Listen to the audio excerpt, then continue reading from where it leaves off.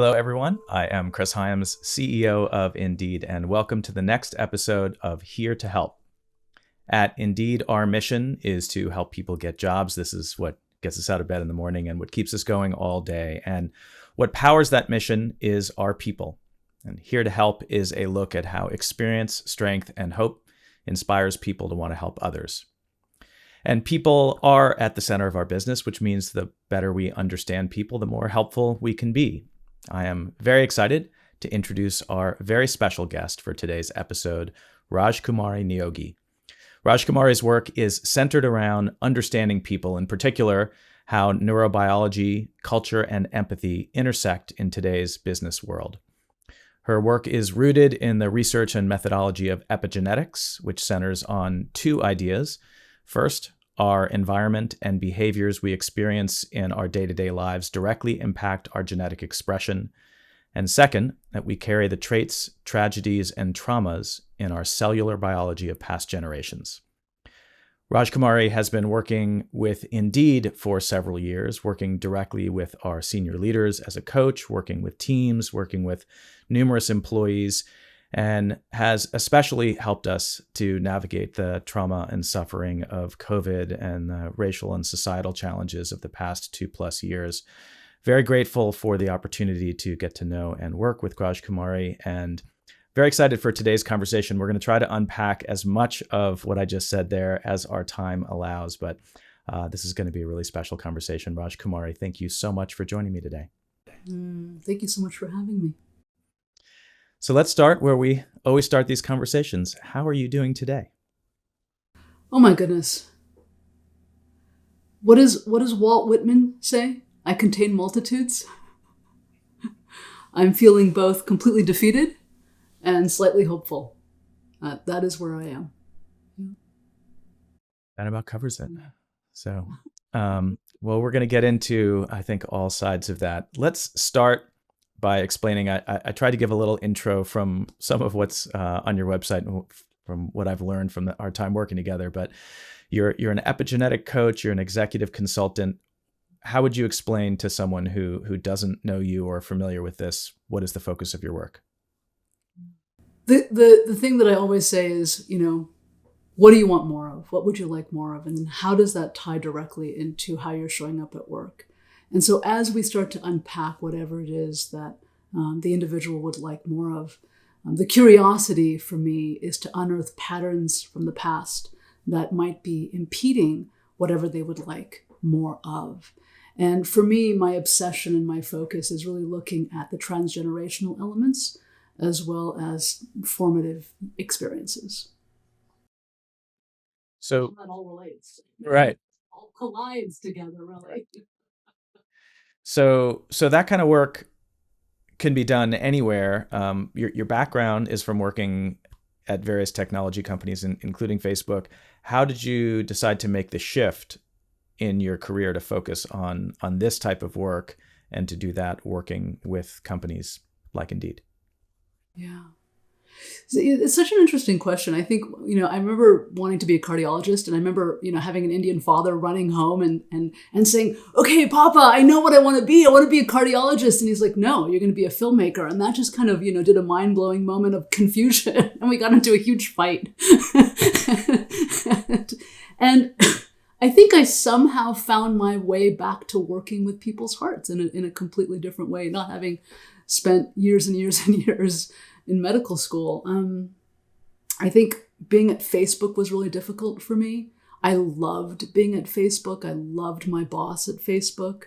And I just started to witness myself change and become a person that I was not enjoying. And in that observation, in that witnessing, I decided to leave and really explore why I was so conflicted at Facebook. And that exploration led me to uncovering epigenetics, neurobiology, kind of truly doing a deep dive into exclusion. And then I thought, I wonder if anyone else wants to know about the stuff that I've discovered. And I just started chatting and seeing if there was interest, And here we are. So I know you had some formative experiences traveling, especially in Southeast Asia. Can you talk about some of those experiences and how that shaped how you view the world? I love going to Asia and to the different parts of the world, and I love traveling. And excuse me. And I think, for me, there were a couple of moments. I remember standing on a street corner in Laos, and I was just kind of stunned at this seamless integration of chaos. That there was no stop signs, there was no stoplights. It was a four-way intersection, and yet everyone in their carts and their motor scooters and as pedestrians and the cows, and everyone was nobody was bumping into anybody. And I was thinking, this is amazing. How are they doing this? And that really just got me thinking about how are we stepping into a place of innate knowing, and how are we kind of leveraging that innate knowing and moving into kind of a sensing, right? That balance of the wisdom and the relationality, the kind of knowing who we are and what we bring to the table, and using that as a way to just really build connection and bridges.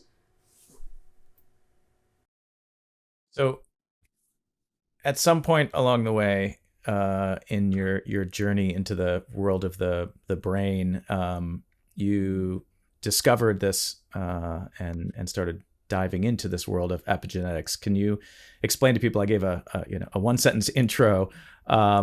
Can you explain to people what epigenetics is and how our behaviors and environments can cause changes and impact the way that our genes actually work? Gosh, it's such a big question. So epigenetics is basically how the stressors in our environment impact how we're showing up. And so we can think about maybe coming from a previous experience of having a boss who is a micromanager or a bully, and how that impacted you, how that kind of caused you to dread going to meetings, or not really want to show up, or even disengage. And when that experience shifted, and perhaps you may have found yourself now experiencing a greater sense of safety, or a greater sense of inclusion, or a greater sense of expression and authenticity, there was more of a relaxation, a reassurance, an ability to kind of show up a little more authentically and maybe even vulnerably. And so the ways in which those stressors in the environment impact us correlate directly to how our nervous system is reacting to those stressors. And over time, it just starts to kind of code a different way of behavior for us. So we might be a little more anxious, we might be a little more depressed, we might be a little more vigilant, however that shows up for us based on those stressors. So, given these insights and then this inspiration that what you wanted to do was share what you had learned and help other people, you could have gone into helping individuals outside of work, but you chose to focus on the business world. What was it about the needs of the business world in particular that drew you to bring this experience and insight? Yeah, that's such a fantastic question. I think bringing that humanity back into the workplace, that humanness, I just remember so many times not being able to authentically express myself wherever I was in any workplace. I mean, I feel like I was born in startups, and the crises and the constant stress and the constant doing. I worked for 2 different Japanese startups. So working 16-hour days, 6 days a week was not uncommon. And I loved it. I loved it because I came from an environment of stress. I came from an environment of incredible crisis and truly trauma. And so it fit beautifully for me to be in this environment. And I just saw the effects of that. I saw the effects of burnout for myself. I saw the effects of physical injury. I saw the effects of really getting sick all the time, having colds, and really just, being able to shift out of that and have that witnessing and that noticing and taking the time to reconnect and heal, I think was so essential and so important. And being able to then, having walked that path and inviting others to reflect and see if there's an opportunity for them to also have a different experience. I'm just going to let my dog in because she's barking and scratching at the door. Hold on. See the humanness of Yeah. it all, right? Well, I love this. It just warms my heart in the way that we have to show up so differently now. I've been out of town for a week, and Martha has been anxious. She's happy that I'm back now. So a big part of the focus of your work is executive coaching. You've worked with multiple senior leaders here at Indeed, and I'd actually like to maybe make this a two-part question. So one is, I think it might be obvious, but what is different about your approach as an executive coach from other people who do this type of work? But I think the other thing is, in particular, if you're working with leaders like, someone like myself, I have to understand other people to be a more effective leader, but I also carry the weight of my own issues here. And so like when you're working with leaders, you're working at this dual level of helping them understand other people, but also doing that through understanding themselves. So how do you approach this work? Yeah. Oh, so this is so great. So I'll start with the first question, and I'll just tell a story. I work with many founders in startups, and one CEO came to me and she said, "Hey, I'm having all these meetings for investors. Everyone loves what we have, and the meetings go great, and they want to invest, and then it just crickets. And we've had 30 meetings. What's going on?" And I, without revealing the epigenetics of this particular person, diving deeply into their grandparents on the mother's side specifically, there was such a fear of being seen, such a fear of being seen. And when we shifted this neurochemically, so I do this through visualizations, and there's a very particular format that allows this neurochemical shift to happen, all through language, and allowing and giving permission to step into a place of safety and being seen gives the opportunity for a different experience. So we did a couple of visualizations. 6 weeks later, they got their lead investment. I can tell stories like this all day long because the power of epigenetic coaching is the neurochemical shift out of stress, which is usually cortisol, into something else. And if you come to Understanding Humans at Work, you will learn a little bit more about that. That was my little plug. And I think, to your second question, Chris, how do we balance both of the hemispheres? How do we bring that transactional, get stuff done mentality and balance that with the relationality piece, that empathy, that understanding? And I think that when we have this bi-hemispheric experience, that I remember you asking the question, as leaders, how do we develop whole humans, when we were on that virtual stage a few months back? How we develop whole humans is to have that mastery around the vacillation between the left and the right hemisphere, that transactional way of being with the ability to truly appreciate and resonate with the person who's right in front of you.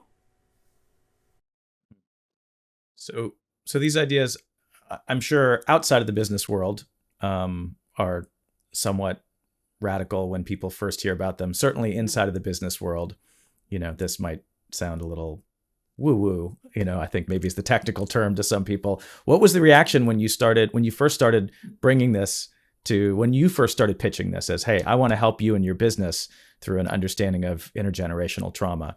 How did people respond to that? It wasn't pretty. It was not pretty. I was very fortunate to have, a pretty robust network given Facebook and Adobe. So I was able to get meetings and be invited into meetings through referrals. For the first year and a half, I will say that I was asked to leave plenty of times. I would be mid-sentence in a meeting and I would be cut off and the meeting would end. And I was asked to leave. So yes, not well. And, over time, I think that there was an opportunity over the course of years for the bringing forward of the whole D&I kind of role, and really like, how do we start to give our people what they need, and what do they need, and what are they asking for, and how do we bridge those gaps? And so as that started to happen and there was greater momentum there, I think people started to listen just a little bit more. And I think it's always challenging. How do you correlate what's happening in the moment right now at work with a formative childhood experience or a transgenerational one? How does that connect, and why would that even matter, right? And it's just surprising and mind-blowing, in my humble opinion, about how it does connect. And so I'd have to imagine a big part of what you do at every level is getting people to see themselves in the world in a new light, in a new way. And so can you talk a little bit about what that experience is, working with an executive when sort of that light bulb goes on and they sort of have that moment, and how you get there and what happens at that point? So it is the most heart-melting moment ever, right? When that person has the epiphany, when they have that connection for themselves. It is what feeds my soul. I definitely work with individuals who want to be coached. And I'm also approached by CEOs who basically say, I'm ready to fire this person. Here's my card. Fix this person I'm about to fire. So I've been called in for a few of those as well. And there was one individual in particular who we had our first meet and greet. And, this person was in charge of bringing in multi-billion-dollar contracts for the company. So there was a lot of angst, right? He was showing up in ways that didn't feel safe to most of the people. And yet it was a huge part of the revenue for the organization. And so we had an hour in our meet and greet. And for the first 55 minutes, I got nowhere with this man. Nowhere. And every time I would try to come in from a different angle, there would be this, well, that's this problem, this person's problem, or that person's completely technically incompetent, or there was an inability to self-reflect. And I had remembered in the last 5 minutes that when we first initially began speaking, he had mentioned that his wife was an amazing human and how much he loved her, et cetera, et cetera. So I just kind of threw my hands up in the air, kind of metaphorically to myself. And I said, so what would your wife say that you need to work on? And he got very sheepish and he said, well, I think I need to listen more. And that began the process, right? So it's really using the tools as a leader to connect to the person, to kind of know your audience, and to find that in. I think that's so key, finding that in and being able to meet that person where they're in their greatest pain. So I think, clearly one component of trauma is individual experiences. People can have horrific and traumatic things that they have to deal with that then get passed down generationally. But then there's the collective and societal traumas of slavery and colonialism and war and all of these things that happen. So we are at some part of a journey right now in a collective traumatic experience of the pandemic, which also, to be clear, the degree of trauma is very different for different people. So, early on in the pandemic, there was this whole, kind of I'll call it a trope of, we're all in the same boat together, which someone actually at Indeed, I think very insightfully said, we're not all in the same boat. We're all in the same ocean, but some of us are in a yacht and some of us are in a rowboat and some of us are swimming. Given that we're so early on in this process, certainly from an intergenerational perspective, how do you see right now the pandemic impacting how we relate to each other and how we experience things, given that at least everyone has been through something, but what they've been through has been so different? I don't even know how to answer that question. It's a heartbreaking question for sure for me. The hope is that this brings and helps to surface our humanity. This really helps to bring clarity to the value of connection. And the hope is that there's a greater sense of kindness. Now, this is, coupled with the fact that everyone is completely stressed out and exhausted emotionally, physically, in so many capacities. And given what's happening in this country and around the world, it's beyond heartbreaking. The hope is that what comes out of this, and I'm getting actually very emotional saying this because I'm rewinding all of what just happened 2 weeks ago, which is what keeps happening, right?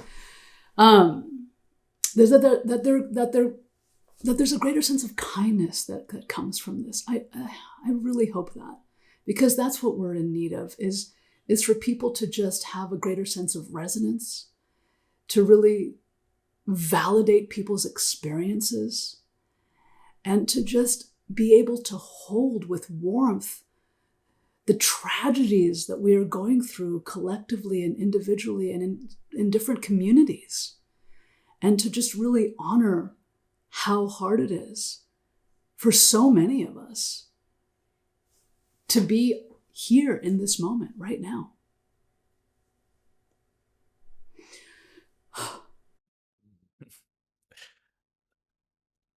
It's good to take a breath. I know that's one of your techniques, is to get a group of people to collectively, we can just take a quick breath here. I just remember when you said what you said on stage with Jessica Jensen, and I started crying on camera. And it came very close just now again. So.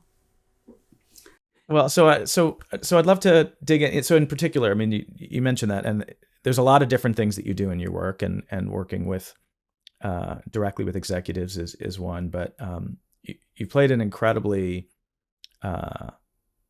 essential role for us over the last couple of years in facilitation, which is a different, certainly related, but it's a very particular set of skills and techniques, and I don't even know how to describe it, but so we have been, and we started, on a point basis when Ahmaud Arbery and Breonna Taylor and George Floyd, and early on when individual things happened, that we would get people together and have, we call a healing hour. And now multiple groups that Indeed just have a standing one that they do every couple of weeks, because there's so much to process. But I have, had the honor to be in a couple of these spaces where you have been able to help facilitate people collectively experiencing something that, for many people, for anyone that hasn't been in a and I don't want to diminish this by calling it group therapy, but anyone that hasn't been in a group therapy setting before, so many people are not familiar with processing things around other people, and then also witnessing and listening to other people going through that. And there's an incredible soft touch and insight required to basically guide a group of people through something like that when they're collectively experiencing something traumatic and don't know what to do. So this is not a like, how do you do that? But can you talk about how you approach facilitation and what it is from your experience and your work that helps you to be present in that kind of work? I don't even know how to answer that question either. I just show up and do it, right? It just comes so innately. I think how we heal from trauma is when we are witnessed, when we are held, when we are seen, when the environment is safe enough for us to do all those things. I think how we heal from trauma is when we are held in community. I think so many people attempt to do this on their own, and I'm not sure that's the best method or path forward. We have mirror neurons. We need other people. Even, if we can't be in a community in person, to have this virtual setting, I think is so powerful. The ability to be able to express ourselves authentically. I think when we're not able to express ourselves authentically, then we step into mourning. We may not know that we're stepping into mourning, but we mourn the loss of ourselves. I think Gabor Mate, who is Canadian-Hungarian psychiatrist, defines trauma as the loss of essence of self. And Sarah Payton talks about trauma as being too alone. So community is an opportunity for us to really kind of be seen in a way that we haven't before, and to really be held in our pain. I mean, the most amazing example of this, I think, for me, is in the Inside Out movie by Pixar. And I use this as a teaching tool in the Biology of Belonging Boot Camp. That one of the characters is in mourning, and another character is trying to like, come on, it's going to be okay. We can fix this. Woohoo, let's do that. And there's zero reaction to the one who's sad. Zero reaction. But then there's a third character who comes in and really meets the sad character, the character who's sad, really meets that character where they are and holds space in that sadness and acknowledges that sadness. And the shift happens. It's a kid's movie. It happens in 2 minutes, right? But the power of that story is so accurate and so essential. And if we could all become comfortable with our discomfort around sadness, around loss, I think especially as leaders, we hold retrospectives, we hold, meetings when things don't go well. And if we can hold that in a broader lens, in a broader way, which is going to take different muscles for sure, from an emotional standpoint, I think that would be huge. I think it would change the way workplaces are organized and how cultures are concretized. So I want to hit on one of the things that, so you got at was the collective experience. It is so important, and especially because suffering, a huge part of suffering is the feeling of aloneness. It's magnified by feeling like I'm the only person who is experiencing this or feels this way or has been, or this has happened or whatever. And, this is something that I think in a lot of 12-step fellowships, is sort of a routine thing that people experience. And the way that I like to talk about it is that, there's this idea that a big source of our suffering is that we compare our insides to other people's outsides, right? So I feel a certain way, and then I look on Instagram and everyone else is doing great. And that what happens when you create a safe container for people to open up, so what happens is everyone sort of shows each other their insides. And that's a very different experience. That's where, the human connection comes through our shared challenges and suffering. That's one thing that really unites all of us.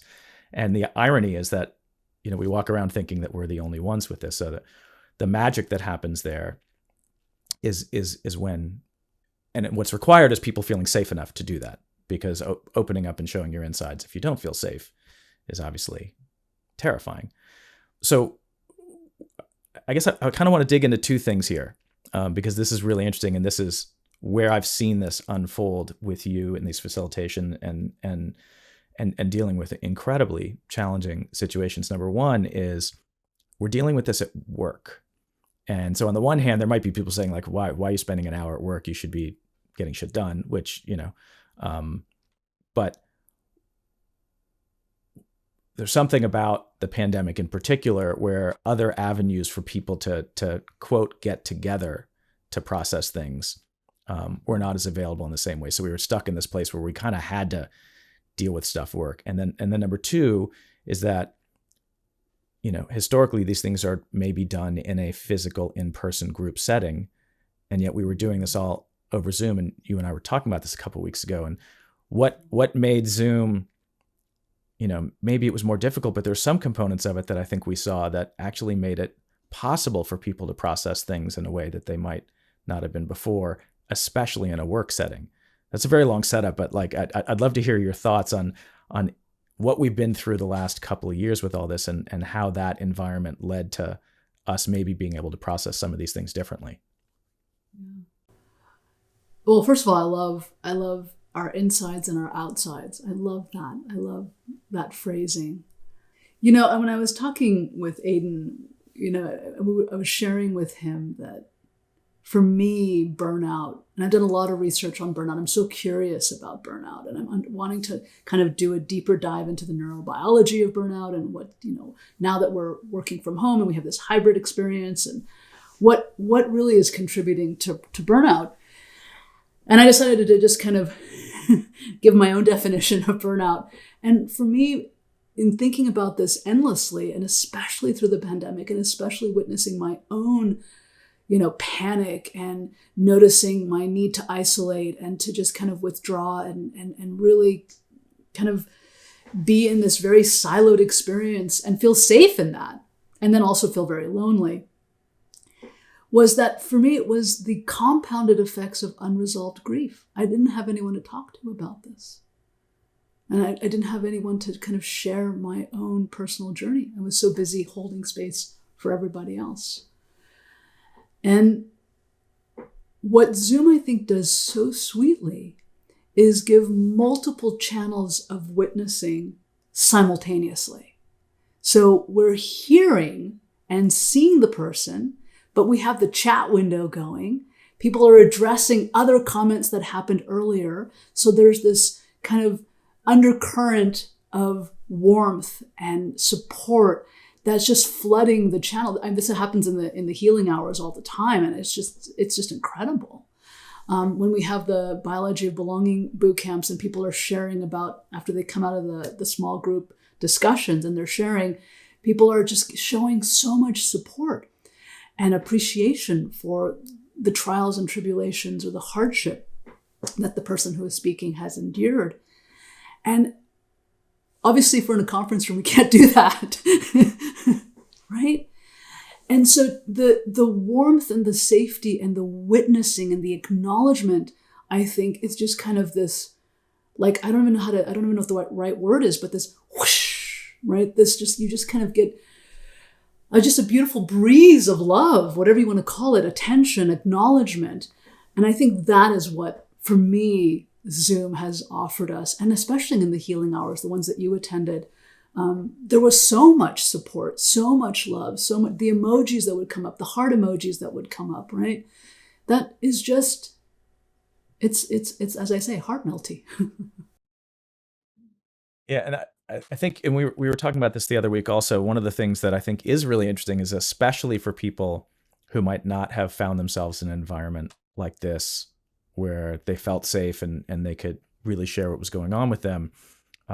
What I saw a lot was people who were there, but off camera, and allowing them to experience whatever they were experiencing without having to layer on top of that, what are other people thinking about me? Because that's one tape that never stops for most of us, and makes everything else more complex. and to see multiple times people talk about stuff that, again, maybe they hadn't talked about in an environment like this before, and then be able to go off camera, and who knows if they were just completely fell apart or whatever, but they were able to do something where they felt like they could show up for what they could show up for, and be able to back off and have a little control of their privacy, which can't happen very easily in a conference room. And so this is, I guess, to get into the next thing, and we've talked about this before, but this collective experience and let's be clear, this is where the boats are different. The collective experience that we've had in the type of businesses that we're in, where we all had the amazing good fortune to be able to work from home most of the time. There's 70% of the people did not have that option, and we're out in a very different world. But for those of us who were doing this, one of the things that happened, and we've talked about this a lot at Indeed, is we have these literal, I have a window into your life now that's different. Physically, I'm seeing into your house and what's on your walls and what's behind you, which also includes all of the mess. My dog coming in and out of the office is one thing, but she's thrown up on the floor in the middle of a global Q&A with thousands of people. We see, crying kids crawling all over people in the middle of a board presentation, and piles of dirty laundry and all, parents and kids coming in and out of the screen. And so we've actually had a real, ironically, this digital video thing that actually feels more real to some degree, because it used to be that people would come to work and I keep using this example, and that's why I open these conversations with "How are you doing?" Because it used to be, if I asked you, "How are you doing?" most people, the answer would be fine or great. And in the last couple of years, you ask someone, how are you doing? And you basically get a real answer. So my big question is, as businesses like ours start to bring people back together into offices, how do we hold on to that? How do we not lose that? And I'll just throw out, because I said it before when we were talking, but my wife writes these quotes down on these 3x5 index cards, and she has them all over her desk. And one that she's had for almost 20 years is a Carl Jung quote, which is, "He is no hero who has never met the dragon, or having seen it once, declared later that he never saw it."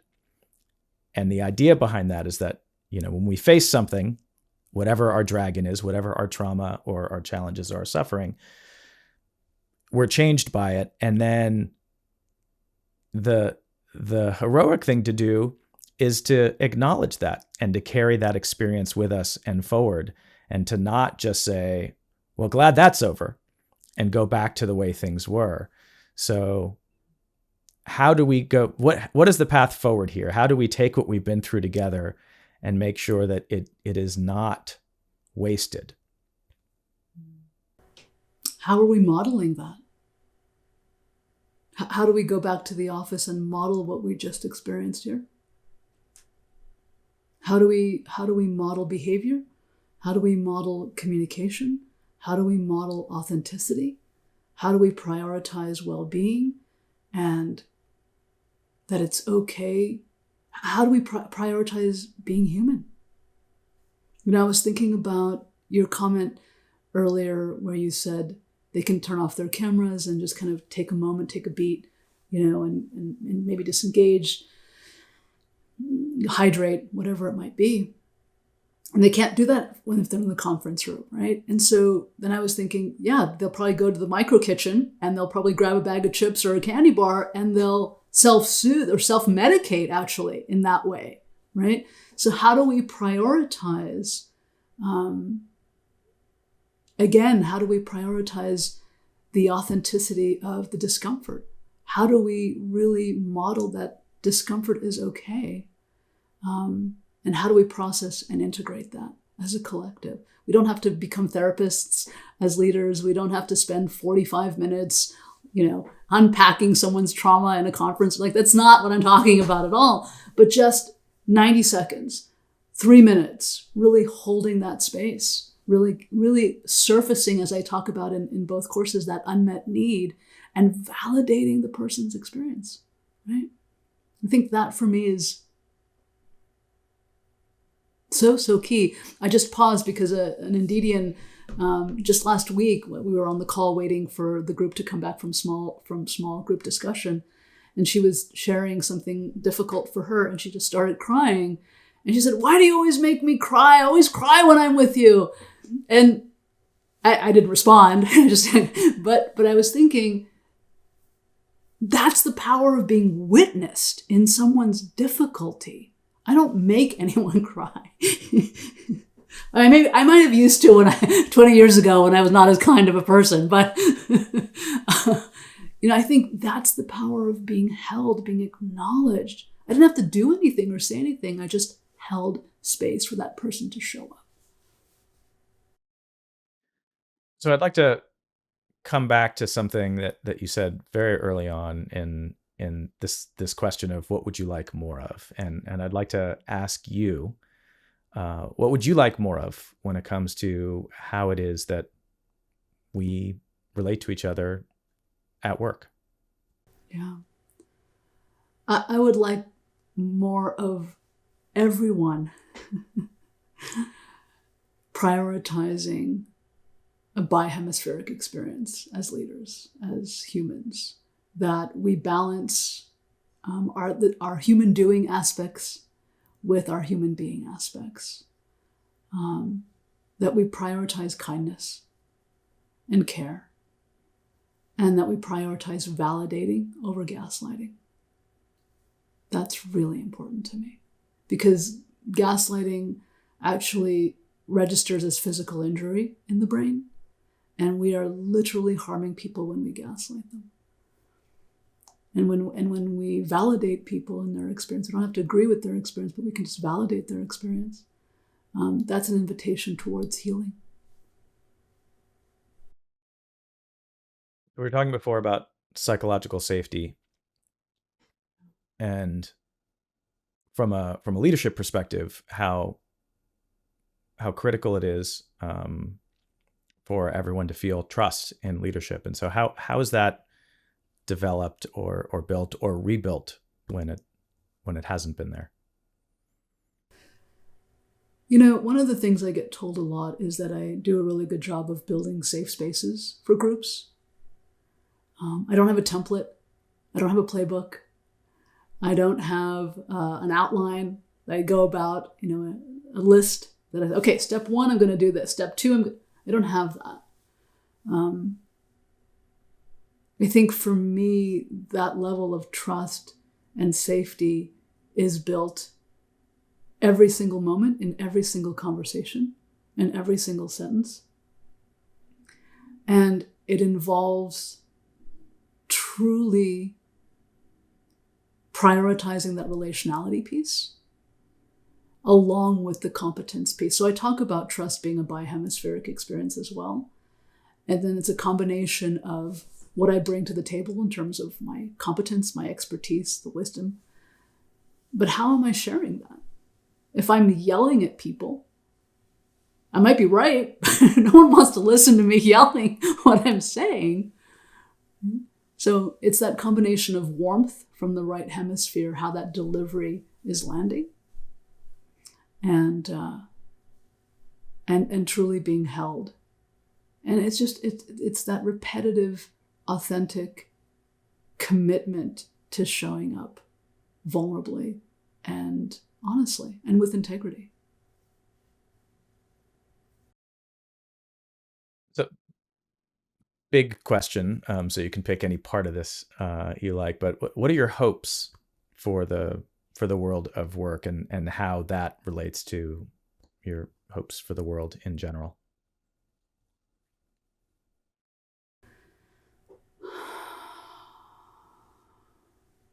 Such a big question.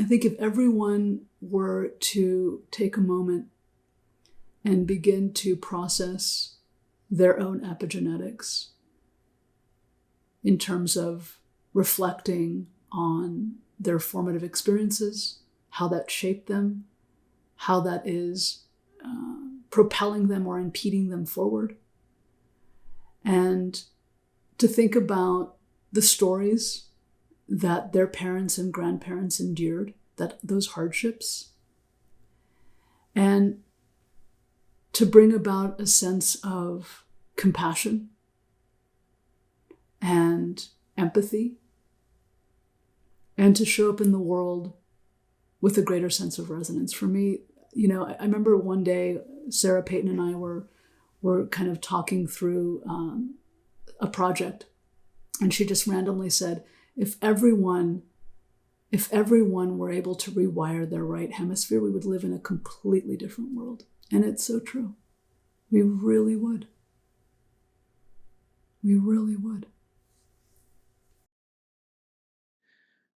Well, we could go on for a long time. I get so much every time out of talking to you, but I have to bring it to a close. And I always close with the same question, which is, in spite of everything that we've been through and everything going on in the world around us, what in your experience has left you with some optimism for the future?